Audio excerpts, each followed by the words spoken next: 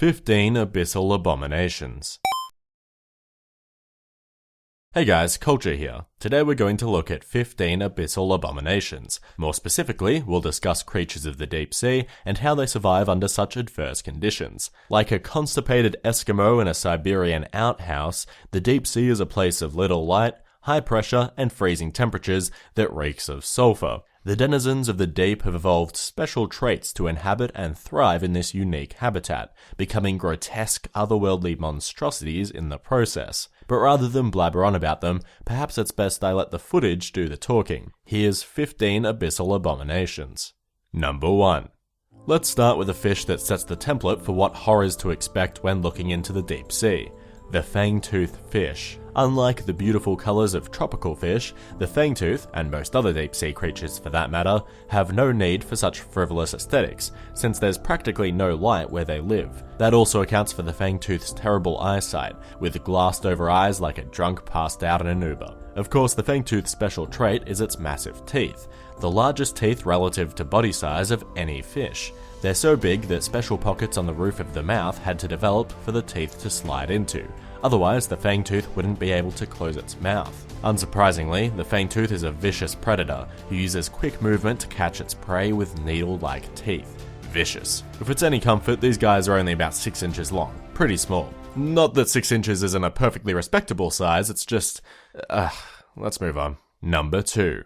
Japanese spider crabs are the largest arthropods in existence, mainly due to their... long legs. The largest Japanese spider crabs known to humans have a leg span of about 14 feet, but their heads are only about a foot across. Once you get used to these crabs' namesake likeness though, they're actually really cool to look at. Plus, they're not really dangerous. They can hunt but tend to prefer scavenging, eating away at the dead flesh of other animals' prey. Come breeding season, the spider crabs venture into shallower waters to lay their eggs, making them vulnerable to fishing. But laws have been put in place preventing this kind of exploitative tactic, keeping Japanese spider crabs safe to live their full lifespan, about 100 years. Well, number 3. Dumbo octopuses are a type of octopus that have webbed tentacles resembling an umbrella when outstretched, and ear-like fins on their head like Dumbo.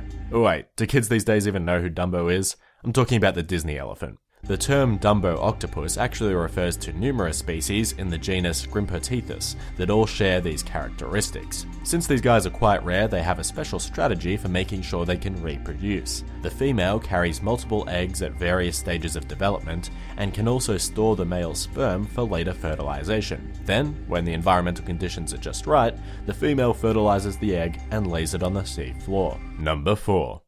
Okay, boys and girls, enough messing around. You've seen crabs and octopuses before. Let's see what whacked out creations the deep sea really has to offer. The Barreleye Fish has a clear, domed head, inside of which it houses upward-facing eyes. Yeah, see those 2 green spheres in the middle of its dome?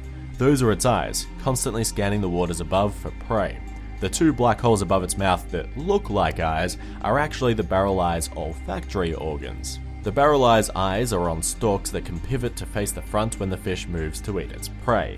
Typically, this would be jellyfish, which the Barreleye can stomach thanks to its incredibly resilient digestive system. In fact, one emerging theory suggests that the Barreleye uses other jellyfish to its advantage to find prey. Siphonophores are colonial jellyfish that catch passing organisms in their tentacles. It's possible that the Barreleye then picks off the captured organisms from the stinging tentacles, with its domed head acting as a shield for its eyes. Number 5. The Frilled Shark is a living fossil, a species that has not evolved much at all over millions of years.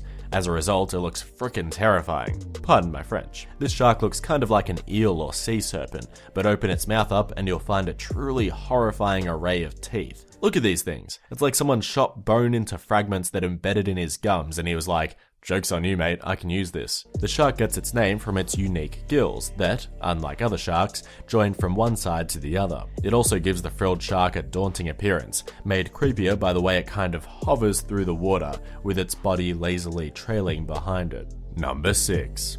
This animal is one of my new favourite creatures that I've ever seen. The Blood Belly Comb Jelly is completely invisible in the abyss, but when hit with light from monitoring submersibles, it erupts into an awesome red explosion of colour. The rainbow lights flicking up its exterior are cilia, which allow the jelly to move around. It looks truly alien. I'm gonna shut up for a bit so you can really enjoy its splendour.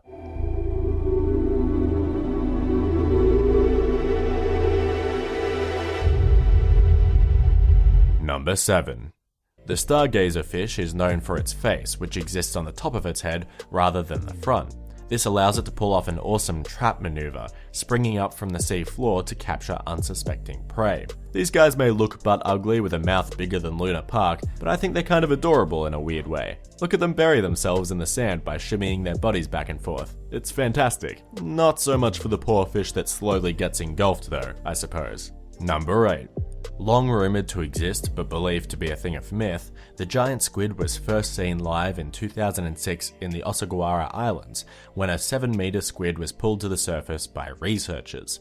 Of course, giant squids can get much larger than that, with female giant squids getting to about 13 metres long. Most of what we know about giant squids is information gathered from washed up bodies, as they reside deep in the ocean and are very rarely seen. In 2015, a younger giant squid measuring 3.7 meters long ventured into Toyama Bay in Japan, surprising residents with its sheer size and bright orange coloring, because as we all know, if it's bright orange, then it's awesome. Number 9. The ghost shark, or chimera, both equally awesome names, is an odd cousin to the traditional shark we might imagine. Like sharks and rays, their skeletons are composed of cartilage rather than bone, but they are entirely unique organisms that branched off from sharks about 400 million years ago. So what tricks have they got up their sleeve? Well, they haven't got the sting of a stingray or the bite of a shark. They instead prefer smaller prey. And the dots on their head, some of which form a creepy smile pattern, are thought to be additional sensory organs for finding this prey. But by far their best feature is that male chimeras have their penis on their foreheads. Imagine if humans kept all their business in one place too. Number 10. The poster child of deep sea creatures has got to be the anglerfish. Actually an order of fish, the anglers lure prey close with the stalk on their head that has a bioluminescent bauble called an esker attached. Fish flock to this light source hoping for an easy feed, but are soon rudely gobbled up by the anglerfish and its giant mouth. When you typically picture an anglerfish, you're most likely imagining the female of the species. The males are vastly different, being much smaller in size, lacking an esker, and with no real strategy to hunt its own food. Instead, the male feeds off the female, and in return gives the female sperm. This parasitic mating pair was captured on camera for the first time only recently. See that little guy down there? He's the ultimate sponge. While the female does all the work detecting prey with her glowing filaments, he gets a free ride. Number 11. Near hydrothermal vents at the bottom of the ocean, hydrogen sulfide levels are incredibly high. This is a toxic environment for most organisms, but not giant tubeworms. The whole structure you're seeing, both the white trophosome and the red plume at the top, make up the tubeworm. The red plume is a highly vascularized structure that picks up gases and minerals in the surrounding water, particularly oxygen and sulfide. These elements are then delivered down into the trophosome, where special chemosynthetic bacteria convert these base elements into glucose for the worm to feed on. Everybody wins. The tubeworms have almost no predators. These vent crabs can pick at them, but if a larger predator wanders near, the plume simply retracts, like so, hiding the tubeworm's vulnerable component. Number 12. Imagine the little pill bugs you find under rocks in your garden. You know the ones, roly-polies, slaters, butcher boys. Now imagine them scaled up to a size of 40 centimeters and you get something like the giant isopod. They crawl along the sea floor in search of discarded fleshy material to gobble on, and rolling into a ball is a defense mechanism if they're being preyed upon. They're almost cute. That is until you turn them over and see their 14 squirming legs and dissecting mouth parts. Their antennae also flail about, guiding them across the deep dark sea floor when their compound eyes just won't cut it. Surprisingly though, these giant isopods actually take quite good care of their offspring. The mother houses eggs in a structure known as a marsupium, where the eggs hatch and young isopods live until they're ready to emerge as miniature versions of the adults. Number 13. The black swallower is so called for its ability to eat fish twice its size and 10 times its mass in a single gulp.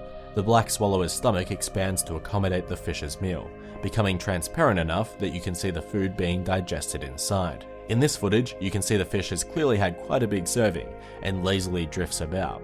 Unfortunately, no footage has been captured of a black swallower swimming around with a fully distended gut, but plenty of photos have been taken due to a disgusting process. Essentially, the black swallower sometimes eats fish so big that before it has a chance to fully digest the fish, it begins to decompose. The released gases build up in the stomach until it pops like an overinflated balloon. The dead fish then washes ashore with its meal still inside. Gross. Number 14.